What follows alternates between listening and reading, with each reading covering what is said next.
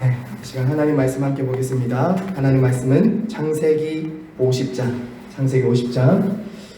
우리 15절부터 21절의 말씀 보겠습니다. 15절부터 21절의 말씀. 구약성경 81페이지, 오늘 창세기 마지막 시간이 되겠습니다. 요셉의 형제들이 그들의 아버지가 죽었음을 보고 말하되, 요셉이 혹시 우리를 미워하여 우리가 그에게 행한 모든 악을 다 갚지나 아니할까 하고 요셉에게 말을 전하여 이르되, 당신의 아버지가 돌아가시기 전에 명령하여 이르시기를, 너희는 이같이 요셉에게 이르라, 내 형제들이 내게 악을 행하였을지라도 이제 바라건대 그들의 허물과 죄를 용서하라 하셨나니, 당신 아버지의 하나님의 종들인 우리 죄를 이제 용서하소서 하매, 요셉이 그에게 하는 말을 들을 때에 울었더라. 그의 형들이 또 친히 와서 요셉의 앞에 엎드려 이르되, 우리는 당신의 종들이니이다. 요셉이 그들에게 이르되, 두려워하지 마소서, 내가 하나님을 대신하리이까. 당신들은 나를 해하려 하였으나 하나님은 그것을 선으로 바꾸사 오늘과 같이 많은 백성의 생명을 구원하게 하셨나니. 다 함께 읽습니다. 시작. 당신들은 마소서, 내가 당신들과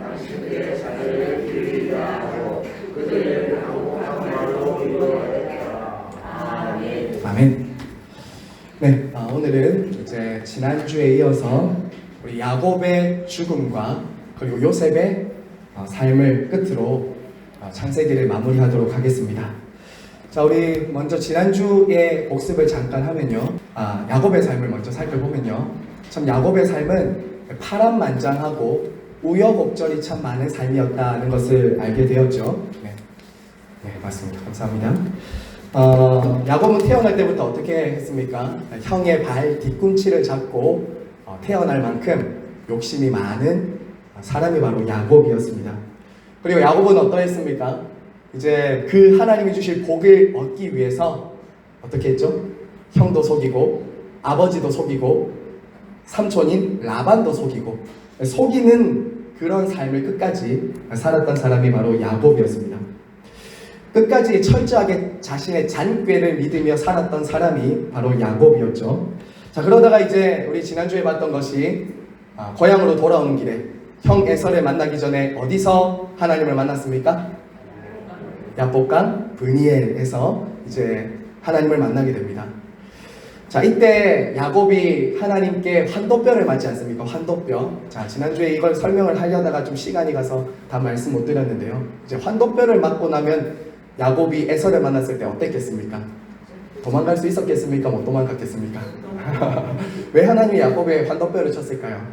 이제 너의 힘, 너의 잔꾀, 너의 의지하는 어떤 너의 생각들을 의지하지 말고 나만 바라보고 나를 붙잡고 살아가라는 거죠. 이제 환도뼈가 맞은 야곱은 더 이상 자기 자신의 꾀나 힘을 의지할 수 없었습니다. 오직 누구만 붙들고 살아야 됐을까요? 하나님만. 하나님과 씨름하는 것을 통해서 자신의 삶의 문제를 해결하고 승리하는 것을 경험하도록 하나님은 그 자리로 인도하셨던 것이죠. 그래서 야곱이 지난주에 하나님 앞에 붙들고 기도했던 것을 무엇이라고 말씀드렸냐면, 그걸 기도라고 말씀드리면서, 기도는 하나님 없으면 나는 죽습니다, 이게 바로 기도라고 했어요. 야곱은 그 기도의 승리를 이제 그의 인생에서 경험하게 된 것이지요. 자, 그리고 이제 그렇게 형과 극적인 이런 화해를 경험한 이후에 이제 가나안에 들어갔는데 아무 일도 없었는가? 그건 또 아니었죠. 두 가지 일이 일어났다고 했습니다. 첫 번째는 딸 디나가 그 세겜 족속의 그 사람들로부터 강간을 당하게 되죠. 강간을 당하게 됩니다. 자, 그로 인해서 그 형들, 그 오빠들이 이제 그 세겜 족속의 추장과 그 남자들을 잔혹하게 죽이는 그런 비극적인 피해, 살육을 일으키죠. 자, 이러한 야곱의 일생이 참 얼마나 괴롭고 고달팠겠습니까? 그렇죠. 그리고 이제 좀 살만할 줄 알았는데 어떤 일이 일어나냐? 형제들 사이에 시기 질투로 인해서 요셉이 이제 애굽으로 팔려가게 됩니다. 애굽으로 팔려가게 됩니다. 자, 그래서 야곱의 지난 인생이 얼마나 고단하고 세월이 슬펐는지, 야곱이 애굽 왕 바로를 만났을 때 제일 첫 번째로 했던 말이 이것이었습니다. 내가 험악한 세월을 보냈나이다. 험악한 세월을 보냈다는 거예요, 야곱이. 자, 그리고 오늘 이제 제가 야곱의 마지막 죽음을 좀 다룰 텐데요. 제가 오늘 주제를 이렇게 잡았죠. 우리 한번 같이 읽어보실까요? 시작. 믿음의 사람은 어떻게 죽는가. 자, 믿음의 사람은 어떻게 죽는가. 자, 야곱이 이렇게 속임수에 능하고 잔꾀를 부리기에 아주 능한 사람이었는데 죽을 때는 어떻게 죽는가. 완전히 달라집니다. 완숙한 믿음의 사람으로서의 모습으로 야곱이 죽음을 맞이합니다. 자, 우리 성경을 한 장만 넘기셔서 49장 한번 보십시오. 49장에 보시면 49장 1절부터 28절까지는 야곱이 마지막 유언을 남기면서 자식들을 축복합니다. 자식들을 축복하고 이제 마지막 29절 말씀을 한번 읽겠습니다. 29절 말씀 보시면 야곱의 마지막 말입니다. 한번 같이 읽겠습니다. 시작. 그가 그들에게 명하여 이르되 내가 내 조상들에게로 돌아가리니 나를 햇사람 에브론의 밭에 있는 굴에 우리 손조와 함께 장사하라. 자, 여기서 지금 이제 야곱이 자신의 장지를 정하는 장면이 나옵니다. 자기가 이제 곧 죽게 될 텐데 그 장지는 어디로 하라고 합니까? 지금 햇사람 에브론의 밭에 있는 굴 이렇게 말하죠. 30절은 조금 더 부연 설명을 합니다. 이 굴은 가나안 땅 마므레 앞 막벨라 밭에 있는 것이라. 아브라함이 햇사람 에브론에게서 밭과 함께 사서 그의 매장지를 삼았으므로. 오늘날로 치면 뭘까요? 그 선대부터 시작된 가족 장지 같은 거일 수 있겠죠. 그렇죠? 이것을 창세기 23장에 보면 아브라함이 당시 막벨라 굴을 돈을 주고 삽니다. 해쪽 속 그 에브론에게요. 400세겔을 주고 사요. 400세겔을 주고 살고 거기서 이제 누가 묻히냐면 아브라함, 이삭, 리브가 그리고 야곱의 아내 레아까지 이 막벨라 굴에 다 묻히게 돼요. 자, 이제 야곱은 곧 있으면 죽게 되면서 지금 애굽에 있잖아요. 애굽에 있는데 가나안 땅 막벨라 굴에 나를 묻어달라는 거예요. 지금. 자, 이것입니다. 여러분, 이 야곱의 마지막 유언이 무엇을 의미하는 걸까요? 그냥 우리 가족 장지에 좀 묻어줘 이런 정도의 뜻이 아니라는 거예요. 여러분, 이 가나안 땅에 있었던 이 막벨라 굴은 어떤 땅이었냐면 상징적인 땅이었어요. 상징적인 땅이었습니다. 어떤 의미에서 상징적인 땅이었냐면 하나님께서 아직 가나안 땅을 이스라엘 족속들에게 다 안 주셨습니다. 안 주셨는데 아브라함이 돈을 주고 그 값을 치러서 막벨라 굴을 삼으로 보증수표와 같은 땅이었어요. 보증수표. 이게 무슨 말이냐면 그 막벨라 굴을 통해서 앞으로 그 막벨라 땅이 속한 가나안 모든 것을 하나님께서 우리에게 주실 것이라는 것을 약속하는 보증수표와 같은 땅이었어요. 자, 그러니까 앞으로 이 하나님의 자신의 때에는 이것을 아브라함이 온전히 소유하지 못했지만 하나님의 약속을 믿음으로 아브라함이 이제 자신의 후대에 자신의 자손들은 이 땅으로 다시금 돌아와서 이 땅을 온전히 차지할 것을 그들에게 바라보도록 한 것이죠. 자, 그래서 지금 야곱도 애굽 땅이 아니라 지금 자신이 있는 애굽 땅이 아니라 가나안 땅 막벨라 굴에 묻히기를 원하고 있다는 것이죠. 자, 여러분 여기서 한번 생각해 보십시오. 야곱이 죽는 순간까지 끊임없이 가나안 땅 막벨라 굴에 자기를 묻어달라고 했던 이유가 무엇이겠습니까? 이것이 바로 자녀들에게 이정표가 되기를 바랬기 때문입니다. 자녀들에게 믿음의 이정표, 삶의 이정표가 되기를 바랬기 때문이에요. 여러분 한번 생각해 보세요. 지금 야곱과 이 요셉의 형제들, 이들은 지금 어디 들어와 있냐면 애굽에서 고센 땅에 이제 정착하게 됐고 이 애굽 땅에서 잘 살고 있었습니다. 하지만 야곱은 뭐라고 하죠? 나를 막벨라 굴에 묻어달라고 하면서 너희들이 살 곳은 이 애굽 땅이 아니라 가나안 땅이다라는 것을 가리키고 있는 것이죠. 끝까지 자신의 죽음을 통해서도 그것을 가르쳐 주기를 원했다라는 것입니다. 비록 야곱은 죽음을 앞두고 있었고 육신은 쇠약해졌지만 그의 영혼은 굉장히 끝까지 민감하게 깨어 있었다는 거예요. 깨어 있었다는 거예요. 발꿈치를 잡고 살았던 이 야곱의 인생을 하나님이까지 인도해 오신 것이죠. 자, 여러분 여기서 적용점 하나 드리고 싶은데요. 이것이 바로 신자들의 삶과 죽음을 통해서 보여주어야 할 것이라는 거예요. 이것이 바로 신자들의 삶과 죽음을 보여주어야 할 것이다라는 거예요. 지금까지 우리들이 함께 봤던 이 아브라함과 이삭과 야곱, 이 믿음의 사람들의 여정을 이렇게 보면요, 이들의 관심과 기대는 이 땅이 아니라 하나님이 약속하신 땅에 끝까지 주목하고 바라봤던 것을 우리는 보게 돼요. 그들의 관심은 이 땅이 아니라 하나님이 약속하신 가나안 땅이었다고요. 아브라함, 이삭, 야곱, 그리고 오늘 우리가 보게 될 이 요셉도요, 자기의 유고를 출애굽할 때 가지고 나가라고 하면서 끝까지 어디를 주목하고 있냐면 약속의 땅, 가나안, 끊임없이 그걸 주목하고 있었다라는 거예요. 즉 지난주에 제가 말씀드린 것처럼 나그네와 순례자처럼 살았던 사람들이 바로 이 믿음의 사람들이었다라는 것이죠.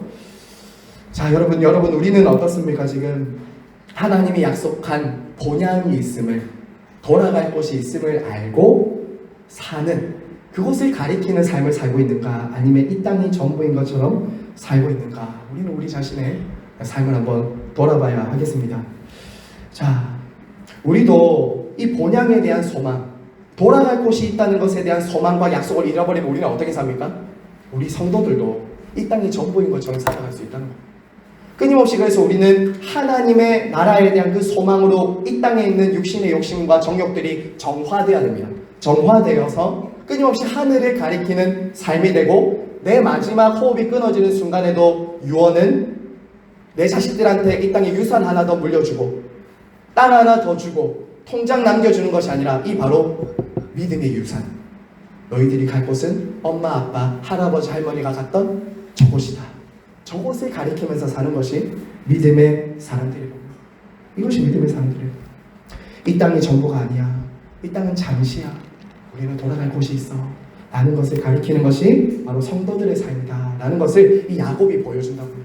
마지막 자신의 죽음 앞에서 저와 여러분은 무엇을 남기고 갈 것인가, 우리는 이것들을 물어보아야 하겠습니다. 자, 오늘 이제 요셉의 이야기로 한번 들어가 볼게요. 자, 그러면 이 야곱의 인생에 이어서 이제 창세기 37장부터 50장까지는 요셉이라는 한 사람의 인물을 통해서 이제 하나님께서 어떻게 한 인생과 하나님과 아브라함 사이에 맺어진 언약을 이루어 가시는지를 보여주는 거예요.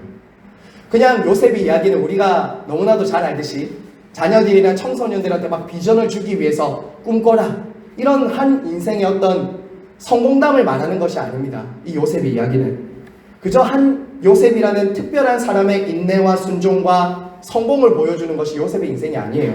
무엇이냐면요, 요셉의 인생은 믿음의 사람을 통해 상속자 이스라엘을 지키시고 보존하신 하나님의 섭리, 하나님의 나라의 관점에서 우리는 좀 더 주목해서 보아야 돼요.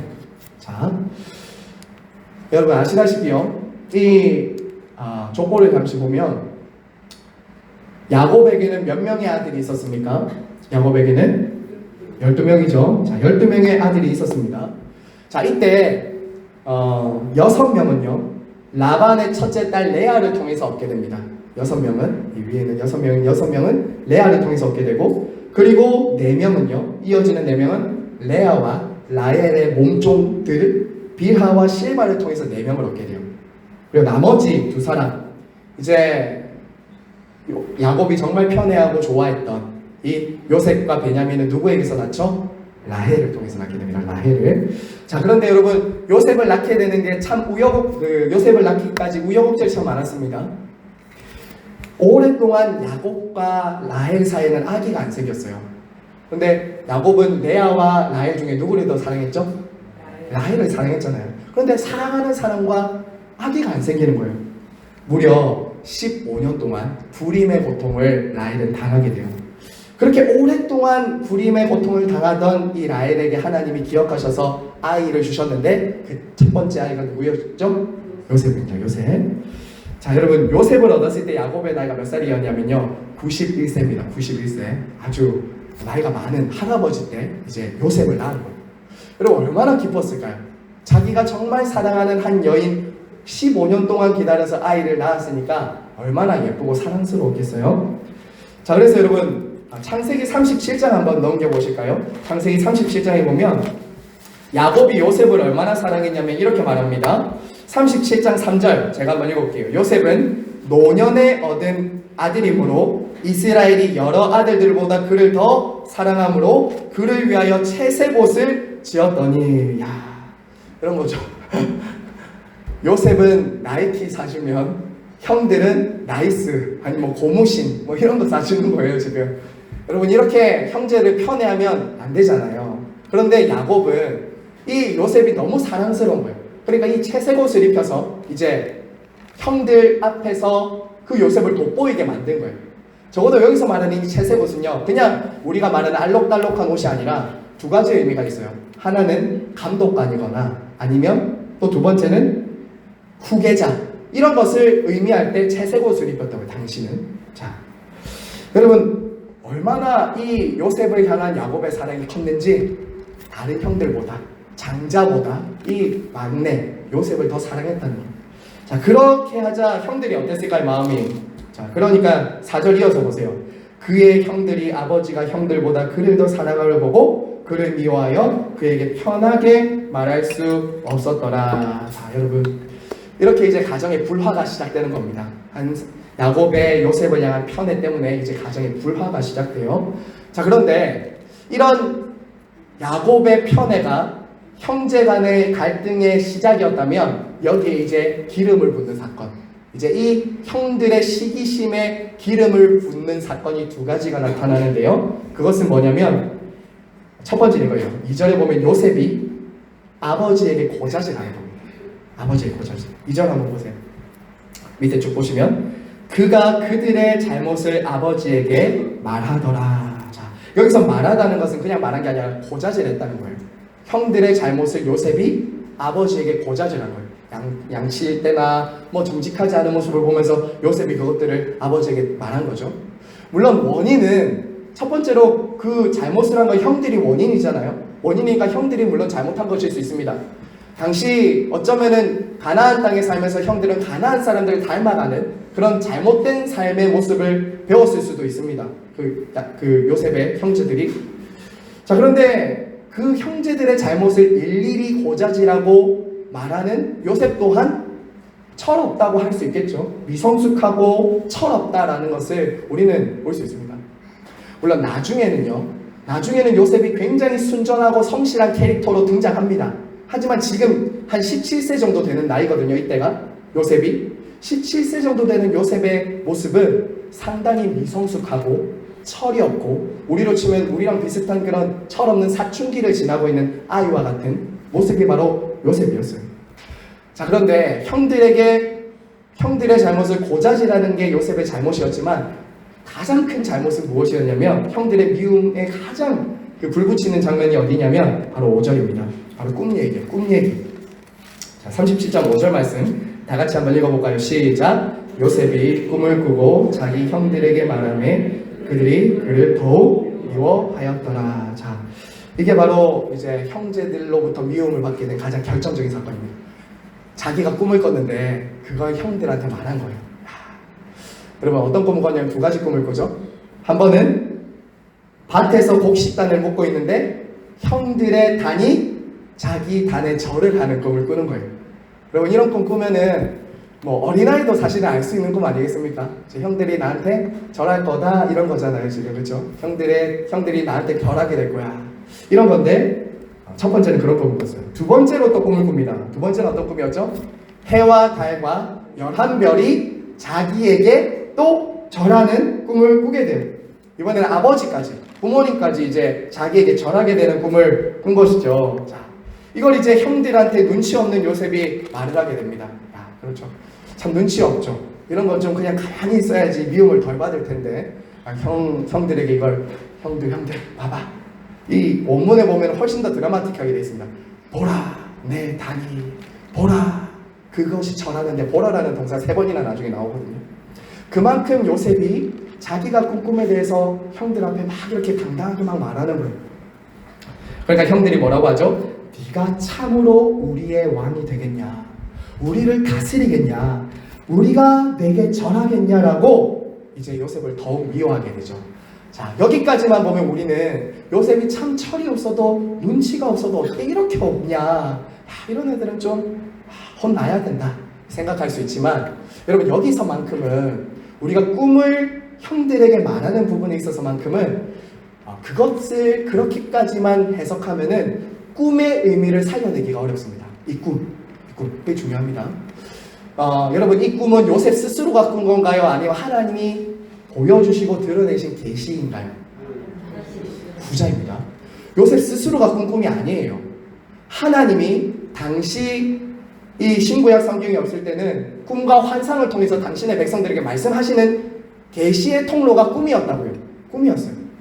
그래서 이 어린 요셉은 자신이 꿈을 꾼 그 꿈을 형들과 부모님한테 말한 것이죠. 이게 무엇인지 그도 분별해야 되니까 말한 거예요. 그냥 막 자랑 삼아서 한 것은 아니라는 거죠. 왜냐하면 이 꿈은 다시 말씀드리지만 하나님의 계시의 도구였다고요. 계시의 도구. 이걸 말함으로 하나님이 우리 개인과 공동체와 가정에게 주시는 뜻을 요셉을 통해서 하나님이 말씀하시는 거였어요. 지금 장래에 일어날 일을.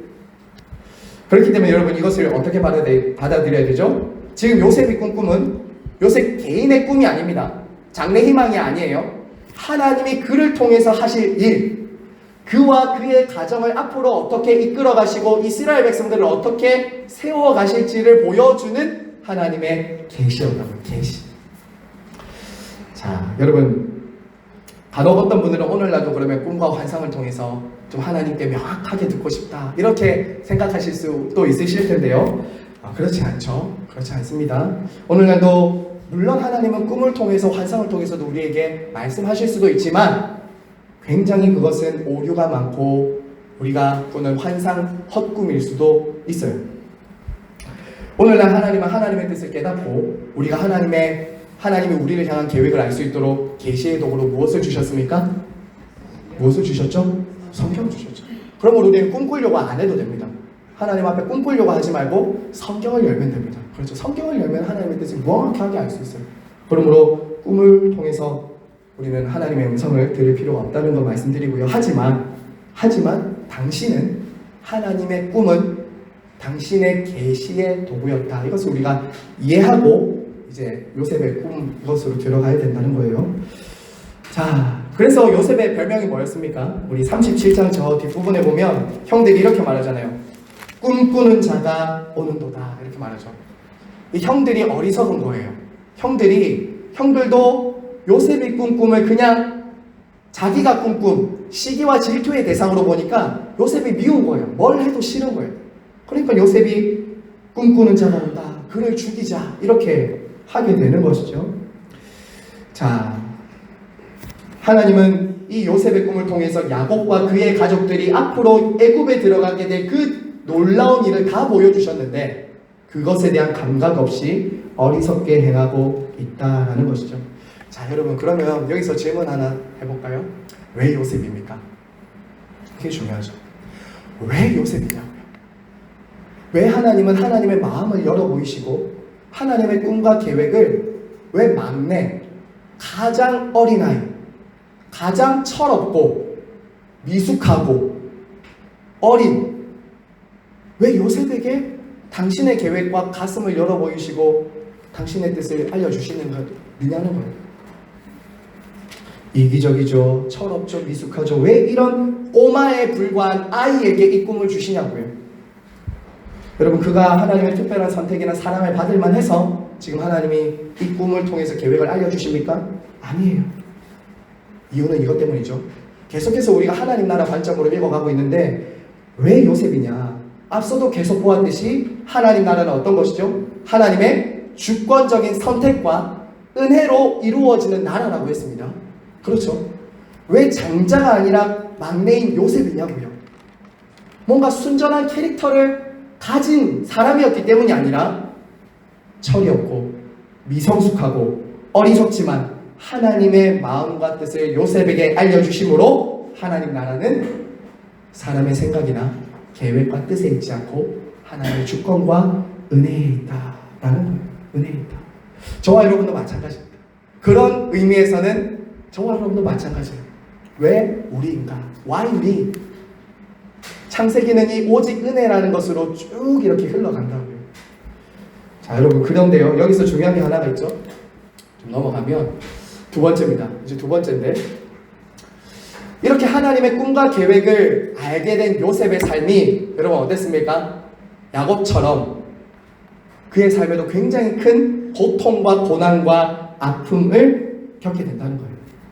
여러분 여기서 기억하셔야 됩니다. 하나님의 은혜와 부르심을 받았다고 해서 우리 따라서 한번 해주세요. 고난과 연단이 면제되는 것은 아닙니다. 여러분 이거 기억하셔야 돼요. 오히려 요셉은 어떻습니까? 요셉이 앞으로 당하게 될 모든 고난은, 환난은 그가 꾼 꿈 때문이었어요. 그가 하나님께 선택받고 하나님으로부터 그 계시를 받았기 때문에 당하는 고통과 고난과 아픔이었다고요. 이게 성도들이 당하는 고난과 고통과 같은 거예요. 여러분, 요셉은 흔히 꿈 한 번 잘 꿔서 성공한 인생이 아닙니다. 꿈 한 번 청소년 때 잘 꿔서 성공한 인생이 아니라고요. 꿈을 꾼 이후부터 어떻게 됩니까? 그의 삶이 내리막길로 가요. 사랑받는 아들에서 노예가 되죠. 노예에서 어디로 떨어집니까? 죄수가 돼요. 하나님이 주신 그 꿈 때문에 13년을 연단 과정으로 떨어지게 된다고요. 여러분 어떤 일들이 있었는지 여러분 잘 아시죠? 제가 오늘 성경을 다 읽진 않습니다. 시간상. 요셉이 꿈을 꾼 그 꿈 때문에 형들의 시기를 받아서 애국으로 팔려가죠. 원래는 죽이려고 했는데 형들의 미움을 받아 죽이려고 했는데 애국에 팔립니다. 그리고 어디 집에 노예로 팔려가게 됩니까? 그렇죠. 보디발의 그 집에 팔려가게 됩니다. 그런데 참 성실하고 순전한 캐릭터였던 우리 요셉이 열심히 일하잖아요. 그래서 가정 총무가 됐습니다. 소위 말하면 자수성가한 거예요. 애굽에서 열심히 했는데. 그럼 이제 일이 좀 잘 풀릴 만도 하잖아요. 근데 또 어떤 일이 일어납니까? 보디발의 아내가 유혹하잖아요. 요셉 이리 와봐 하면서 어깨 좀 주물러봐 하면서 막 요셉을 막 유혹하잖아요. 그 아줌마가. 그러면 어쩌면은 요셉은 자기가 애굽에서 성공할 수 있는 빠른 길이 될 수도 있잖아요. 군대 장관의 아내라고요.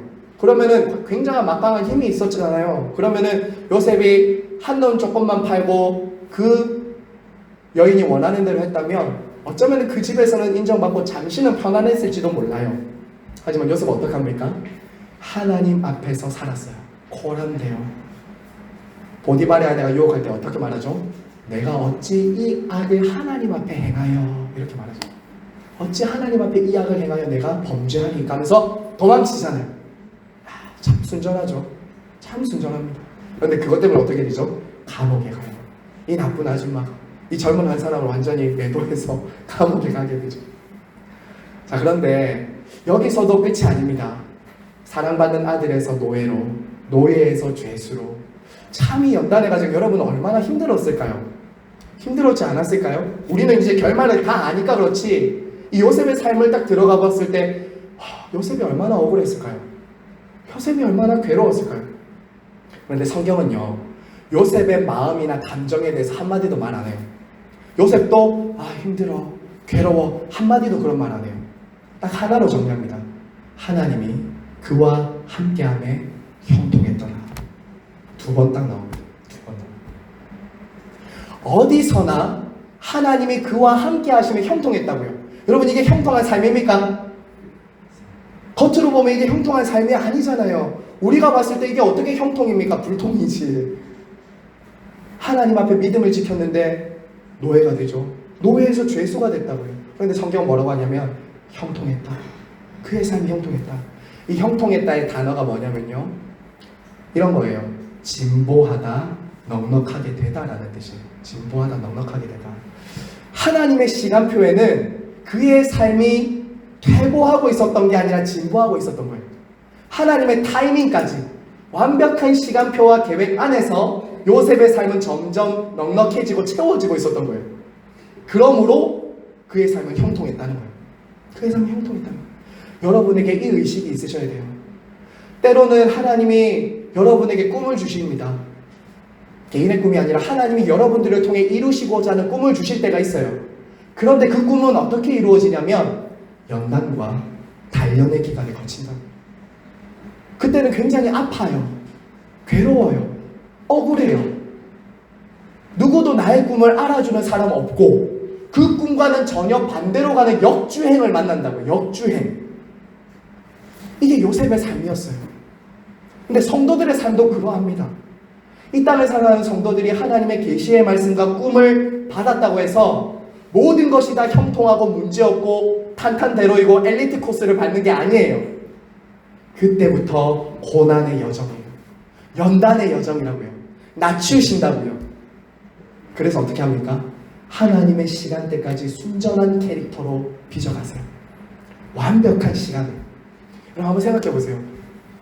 만약에 하나님이 그 감옥 속에서 두 죄수의 꿈을 요셉이 풀어주지 않습니까? 그렇죠.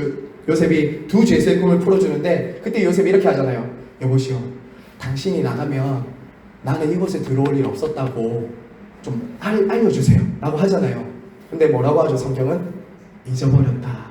40장 23절에 보면 이렇게 말합니다. 술 맡은 관원장이 요셉을 기억하지 못하고 그를 잊었더라. 이것도 은혜인 거예요. 보면은. 그럼 한번 생각해 보세요. 몇 년을 잊어버리면 2년을 있습니다. 2년을 더 억울하게 산다고요. 그 감옥에. 근데 여러분, 이게 바로 하나님의 타이밍이라고. 만약에 술 맡은 관원장이 안 잊어버리고 바로에게 말했다 해보세요. 감옥에서 나올 수는 있었지만 별일 아니었을 거예요. 그랬냐? 그런 일도 있었네 했을 거예요. 하나님의 완벽한 타이밍은 언제였죠?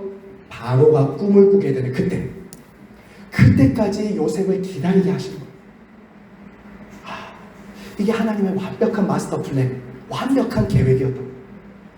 때로는 그 시간에 기다리는 게 좀 힘들 때가 있어요. 여러분, 개인이든 가정이든 교회든 하나님이 주신 꿈과 계획을 우리가 받았지만, 하나님이 하실 일이 있다라고 약속하셨지만 그것이 이루어지기까지는 요셉처럼 때로는 억울한 과정, 힘든 과정, 고난의 행군을 우리도 갈 때가 있다고요. 하지만 하나님이 주신 꿈이면 하나님이 하나님의 때에 이루십니다. 믿으시기 바랍니다. 믿어야 돼요. 믿어야 돼요. 하나님이 이루세요. 여러분, 기억하시기 바랍니다. 실수가 없다는 거예요. 하나님은 절대 실수하지 않습니다. 하나님은 낮추시고요. 그리고 어떻게 하시냐? 높이세요. 그의 삶을 다시 높이십니다. 언제 높이시는지 시간이 지금 없기 때문에 나중에 그 애굽왕 바로의 꿈을 풀어준 이후에 요셉의 삶을 완전히 역전되게 되는 거죠. 자, 그러므로 여러분, 혹시 하나님께서 저와 여러분에게 주신 꿈이 있으십니까? 여러분에게는 하나님이 나에게 반드시 이것을 주겠다고 약속하신 것, 여러분의 삶에 무엇이 있습니까? 그 약속, 그 꿈, 여러분을 통해 하나님이 하시고자 하신 그 계획이 무엇인가요? 어떤 분들은 그것이 성취되신 분도 있고, 그 성취된 것은 장차 하나님께서 열어주실 그 꿈의 한 부분, 한 조각일 수 있습니다. 자, 그런데 중요한 것은 이것입니다. 때로는 하나님이 우리 인생에 당신의 마음을 열어 보이시고 계획을 알려주실 때 그 계획과 꿈은 이루어지기까지 때로는 아무도 알아주지 않는 무명의 세월, 조롱과 억울한 일들을 만나는 시간, 하나님의 섭리 안에 있지만 그 섭리가 역주행하는 것 같은 그 어려운 일들도 우리에게 있을 수 있다는 거예요. 하지만 여러분, 오늘 우리는 그걸 알게 됩니다. 하나님은 마침내 선을 이루시는 분이시다. 선을 이루시는 분이다라는 거예요. 자, 그게 바로 오늘 말씀입니다. 50장 20절 말씀입니다. 오늘 읽었던 마지막 요셉의 삶의 마지막 이야기를 한번 보겠습니다. 자, 50장 20절에 보면 45장에서도 나오는데 제가 50장 하나로 일단은 말씀드릴게요. 저건 나중에 한번 찾아보시고 50장 20절 다 같이 한번 읽겠습니다. 시작. 당신들은 나를 해하려 하였으나 하나님은 그것을 선으로 바꾸사 오늘과 같이 많은 백성의 생명을 구원하게 하시려 하셨나니. 자, 여러분, 요셉이 지금 인생의 마지막입니다. 그리고 형들과 이제 화해를 했어요. 중간에 이야기는 제가 생략을 좀 했습니다. 자, 그런데 마지막 그의 인생에서 하나님을 뭐라고 고백하고 있죠? 하나님은 악을 선으로 바꾸시는 분이다, 이렇게 고백하죠. 그렇죠? 악을 선으로 바꾸신다. 당신들은 나를 해하려 하였지만 하나님은 그것을 선으로 바꾸셨다고요. 자, 여러분, 요셉의 삶에 일어난 일은 실제로 악한 일이 있었죠. 악한 일이 있었습니다. 형들이 판 것은 악한 일이었어요. 노예가 된 건 악한 일이었어요. 보디발의 아내의 고발 때문에 억울하게 감옥에 간 건 악한 일이었어요. 2년 동안 그들이 요셉을 잊어버리고 꿈을 해석해 준 것을 잊어버린 건 악한 일이었어요. 자, 그런데 하나님은 뭐라고 지금 요셉은 그 삶을 해석하고 있죠? 하나님은 악을 선으로 바꾸신다. 이렇게 말하잖아요. 상황이 아니라 믿음은 뭐냐면 해석이라고요. 믿음은 해석이라고요. 믿음은 어떤 일이 일어나는지 그것에 대한 관점이라고요. 저와 여러분에게 악한 일이 일어났을 수 있습니다. 앞으로 악한 일이 일어날 것입니다. 하지만 믿음은 뭐냐면 그 모든 것 가운데서도 하나님은 악을 선으로 바꾸시는 분이다라는 것을 믿음으로 바라보는 거예요. 그게 믿음이에요. 여러분 만약에 한번 생각해 보세요. 요셉이 이런 믿음이 없었다면 저 같으면 이랬을 것 같아요. 제가 총리가 되면 제일 먼저 누굴 부를까요? 제가 제일 먼저 총리가 되면 저는 당연히 그 아줌마 불러야 되지 않겠습니까? 왜냐면 제가 높아졌잖아요. 더 군대 장관보다 제가 총리라고. 총리 그러면은 보디발의 안에 좀 오라고 해봐라. 이렇게 딱 먼저 불러가지고 작두를 막 이러면서 이렇게 했을 것 같은데, 여러분 요셉은 어떻게 해요? 잊어버리죠. 안 부릅니다. 복수 안 한다고요. 복수를 안 해요. 하나님의 선하심을 믿는 사람들의 삶에 일어나는 열매가 바로 이거예요. 용서예요. 용서. 복수하지 않음. 자신의 삶을 악하게 이 지경 이 꼴로 만들었다는 그것에 대한 억울함 가득하게 복수하려고 하지 않는 것, 이게 믿음으로 자신의 삶을 해석해낸 사람들의 삶의 변화예요. 그리고 또 누구를 용서하죠? 보디발의 아내를 용서했습니다. 그리고 또 누굴 용서해요? 형들 용서하잖아요. 형들이 자기 앞에 왔을 때 요즘에 형제들 간에도 상처 많잖아요. 그러면은 네가 어떻게 내한테 그럴 수 있냐 하면서 요즘에 형제들 간에 원수막 맺고 하잖아요. 요즘에도 보면. 근데 요셉이 할 말이 얼마나 많았겠어요.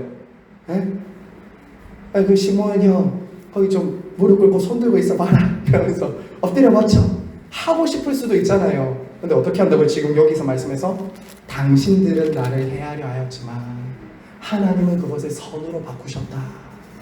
이게 믿음 아니면 어떻게 이런 일을 하겠습니까? 하나님의 선하심을 알지 못한 사람이 어떻게 이런 반응을 보일 수 있겠냐는 거예요. 이게 바로 성도들이 믿음이 그의 삶에 일하기 시작할 때 일어나는 변화라고요. 용서와 원수 맺지 않는, 이것이 바로 성도들 안에 일어나는 변화라는 거예요.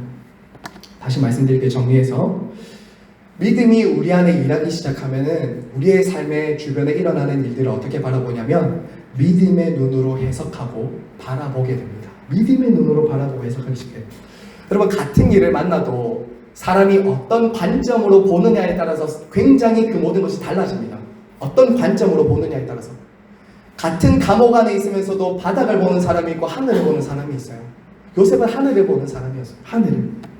내게 아픔을 주는 사람만 받고, 예전에는 내게 문제를 일으킨 저 사람만 받고 나를 힘들게 하는 저 상황만 봤는데, 믿음 안에서 이 상황과 사람을 보니까 어떻게 보냐면 하나님이 나를 위해 조성한 자리구나, 나를 위해 만나게 하신 사람이구나 라는 것이 그의 삶에 이렇게 보여지기 시작하는 것, 이게 성도들의 삶에 일어나는 일이라는 거예요.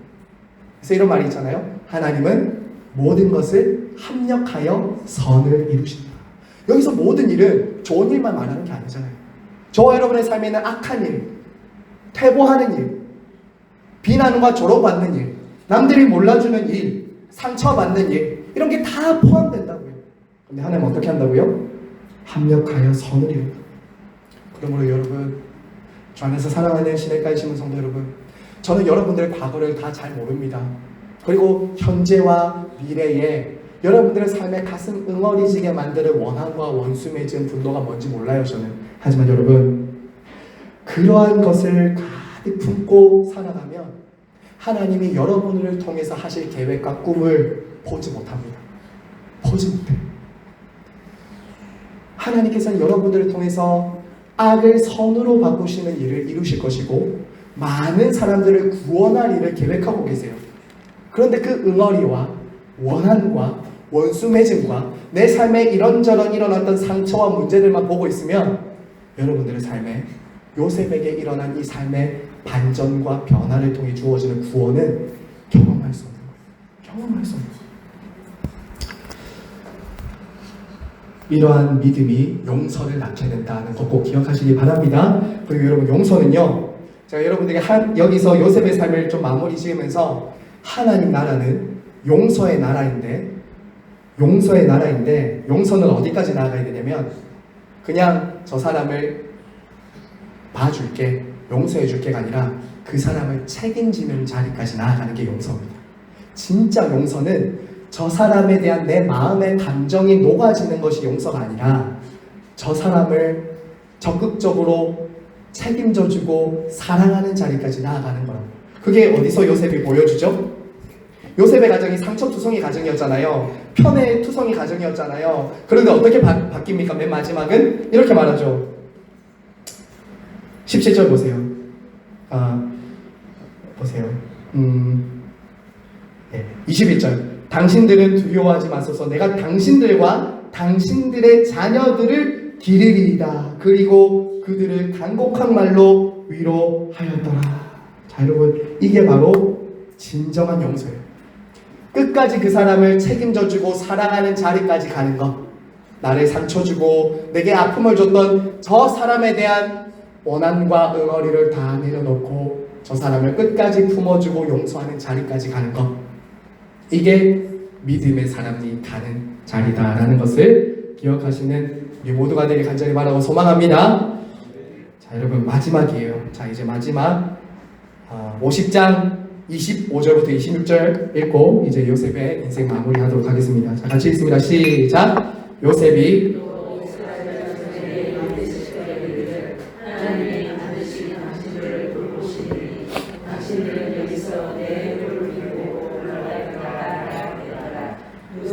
백십세의 죽음에 그들이 그의 몸에 향재료를 넣고 애굽에서 입관하였더라. 자, 여러분, 여기서 공통점이 보이시죠? 제가 왜 오늘 제목을 믿음의 사람은 어떻게 죽는가라고 했던 걸 좀 보이십니까? 야곱도 자신의 유고를 마물에 막벨라굴에 넣으라고 한 것처럼 요셉은 지금 어디입니까? 애굽 총리입니다. 제일 좋은 무덤에 묻혀야 될 사람입니다. 어쩌면은 왕 다음으로 화려한 왕궁에 묻힐 수도 있어요. 그런데 어떻게 말합니까? 내 백골 유고를 가지고 가나안 땅에 묻어달라. 결국 그 나라는, 하나님의 백성들이 살아야 될 나라는 애굽이 아니라 가나안이라는 것을 야곱 아버지의 유언에 따라서 이 요셉도 유언을 남기고 있는 것이죠. 이스라엘 백성들에게. 바로 요셉은 애굽이라는 나라에서 하나님 나라를 대표하는 믿음의 사람이었던 거예요. 하나님 나라를 대표하는 사람. 불신앙의 제국에서 하나님 나라를 가리키고 보여주는 한 사람, 요셉을 통해서 하나님은 이제 그 민족들을 기르고 다스리고 계셨던 것이죠. 자, 여러분, 이제 마무리합니다. 그러므로 요셉 같은 저와 여러분들은 두 가지를 꼭 기억하셔야 돼요. 첫 번째는 하나님께서 나를 향한 완벽한 계획과 뜻을 가지고 계신다, 이거예요. 저와 여러분을 향한 하나님의 완벽한 계획과 뜻이 있다. 두 번째는 하나님의 시간표 안에서 그것은 이루어진다. 그것을 반드시 기억하셔야 됩니다. 반드시. 지금까지 가장 선하게 인도해 오셨듯이 앞으로도 그렇게 인도하실 것이다 라는 것을 여러분 꼭 믿으시기를 바랍니다. 자, 이제 창세기 결론을 마무리하도록 하겠습니다. 자, 요셉은 이렇다. 복의 통로로 하나님께서 삼으셨다는 말씀을 드리면서, 자, 이제 결론입니다. 창세기 여러분 6번 총 했습니다. 저희가 6번 하면서 하나님 나라의 시작으로서의 창세기, 이제 다음 주는 출애굽으로 넘어갈 텐데요. 에덴 동산에서 시작했던 이 하나님의 나라가, 우리는 하나님의 나라를 통해서 무엇을 봤냐면 인류의 시작, 하나님 나라의 시작, 창조의 시작, 이 세상의 시작을 봤습니다. 하지만 이렇게 멋지게 시작했던 하나님의 나라가 어떻게 됐죠? 죄와 타락으로 인해서 훼손되고 무너지게 되었죠. 하지만 하나님은 어떻게 하십니까? 그대로 내버려 두지 않으시고 믿음의 사람들을 택하시고 부르심으로 하나님의 나라를 회복해 나가셨다는 것을 우리가 보았습니다. 하나님의 나라의 백성들을 하나님은 타락한 그 세상 속에서 불러내셔서 하나님의 통치와 다스림이 어떤 것인지를 보여주기를 원하셨던 것이죠. 자, 그래서 다시 정리합니다. 하나님 나라의 핵심 원리들을 정리합니다. 하나님 나라의 기초는 오직 은혜였습니다. 하나님 나라의 기초는 뭐라고요? 은혜라고요. 성도들이 서 있는 자리는 오직 은혜입니다. 율법이나 공로나 자기 의가 아니라 은혜예요. 은혜. 그러므로 우리는 은혜를 알 때 어떻게 된다고 제가 말씀드렸죠? 원한이나 불평이 없어져요. 은혜를 알면 감사한 마음으로 믿음으로 순종하기 시작하는 거죠. 그래서 은혜를 안 이후에는 믿음의 백성들이 무슨 삶이 나타났어요? 하나님 나라의 추진력과 원동력은 믿음의 순종이었죠. 믿음의 순종이었습니다. 기억나시죠? 믿음의 순종입니다. 하나님의 은혜를 할 때 우리는 우리의 최선과 최고를 하나님 앞에 드리는 믿음의 반응을 할 수 있다는 것입니다. 자, 이 믿음의 순종으로 하나님께 반응할 때 때로는 우리도 아브라함이나 이삭이나 야곱, 요셉처럼 완벽한 캐릭터는 아닐 수 있습니다. 완전한 사람은 아닐 수 있다는 거예요. 하지만 하나님은 어떻게 만들어 가시죠? 그 연약한 인생들, 부족한 인생들을 믿음의 자리까지 딱 올려두신다고요. 지금 저와 여러분의 모습으로 여러분을 평가하지 마십시오. 지금 저와 여러분의 모습으로 인해서 옆 사람도 평가하지 마십시오. 그가 얼마나 아름답게 빚어질지 여러분들이 판단해서는 안 됩니다. 얼마나 아름답게 빚어질지 압니까? 여러분, 그런 말이 있어요. 최고의 목수는 휘어진 나무를 통해서도 작품을 만든다. 이런 말이 있어요. 최고의 목수는 휘어진 나무로도 작품을 만든다. 지금까지 여러분 한번 생각해 보세요. 창세기 12장부터 50장까지 아브라함, 이삭, 야곱, 요셉, 야곱의 12아들들 어디 완벽한 인생이 있습니까? 어디 그렇게 고든 나무처럼 쭉 뼈하게 이렇게 서 있는 나무들이 있습니까? 다 휘어져 있었어요. 다 모가 나 있고 어둡고 상처 많고 아픔이 많은 그런 나무들이었어요. 하지만 어떻게 하십니까? 최고의 목수이신 하나님의 손에 딱 붙들리니까 그들의 삶이 휘어져도 하나님이 작품으로 만들어 가신 거죠. 마지막 믿음의 사람으로 만들어가는 것이 이 창세기에 나온 믿음의 사람들이 여전이었던 거예요. 아브라함이 주인공이 아니죠. 이삭과 야곱이 주인공이 아니죠.